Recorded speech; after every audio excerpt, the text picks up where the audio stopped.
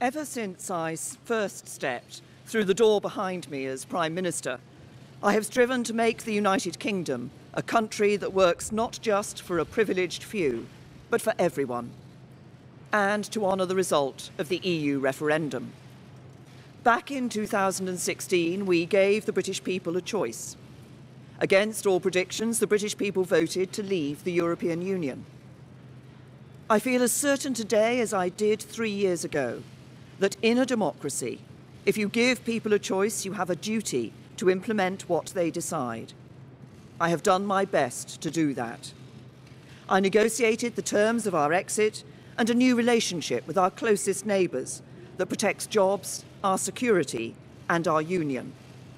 I have done everything I can to convince MPs to back that deal. Sadly, I have not been able to do so. I tried 3 times. I believe it was right to persevere, even when the odds against success seemed high. But it is now clear to me that it is in the best interests of the country for a new Prime Minister to lead that effort. So I am today announcing that I will resign as leader of the Conservative and Unionist Party on Friday the 7th of June, so that a successor can be chosen. I've agreed with the party chairman and with the chairman of the 1922 committee that the process for electing a new leader should begin in the following week. I have kept Her Majesty the Queen fully informed of my intentions, and I will continue to serve as her Prime Minister until the process has concluded. It is and will always remain a matter of deep regret to me that I have not been able to deliver Brexit. It will be for my successor to seek a way forward that honours the result of the referendum.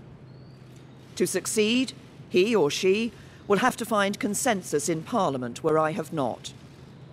Such a consensus can only be reached if those on all sides of the debate are willing to compromise. For many years, the great humanitarian Sir Nicholas Winton, who saved the lives of hundreds of children by arranging their evacuation from Nazi-occupied Czechoslovakia through the Kinder transport, was my constituent in Maidenhead. At another time of political controversy, a few years before his death, he took me to one side at a local event and gave me a piece of advice. He said, "Never forget that compromise is not a dirty word. Life depends on compromise." He was right. As we strive to find the compromises we need in our politics, whether to deliver Brexit or to restore devolved government in Northern Ireland, we must remember what brought us here. Because the referendum was not just a call to leave the EU, but for profound change in our country.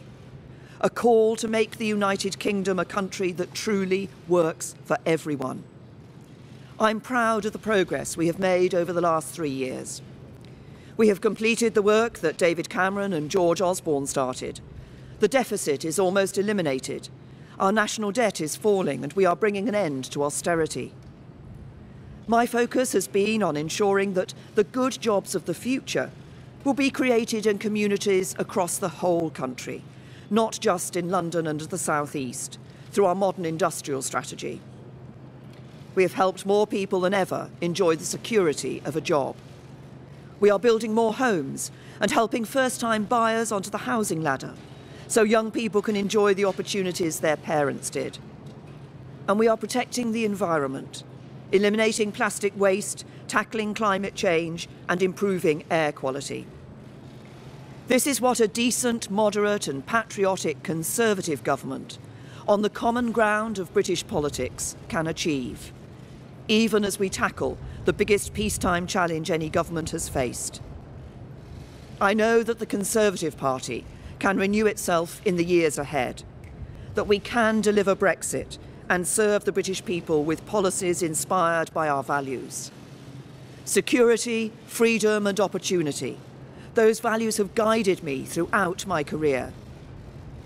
But the unique privilege of this office is to use this platform to give a voice to the voiceless, to fight the burning injustices that still scar our society. That is why I put proper funding for mental health at the heart of our NHS long-term plan. It's why I'm ending the postcode lottery for survivors of domestic abuse. It is why the race disparity audit and gender pay reporting are shining a light on inequality, so it has nowhere to hide.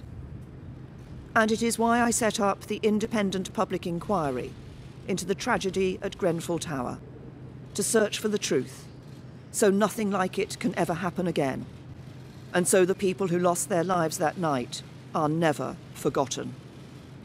Because this country is a union, not just a family of 4 nations, but a union of people, all of us.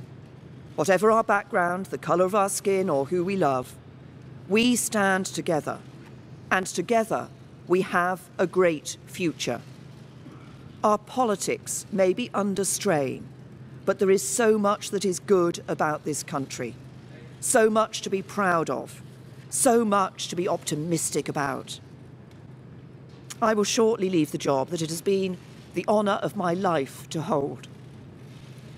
The second female Prime Minister, but certainly not the last.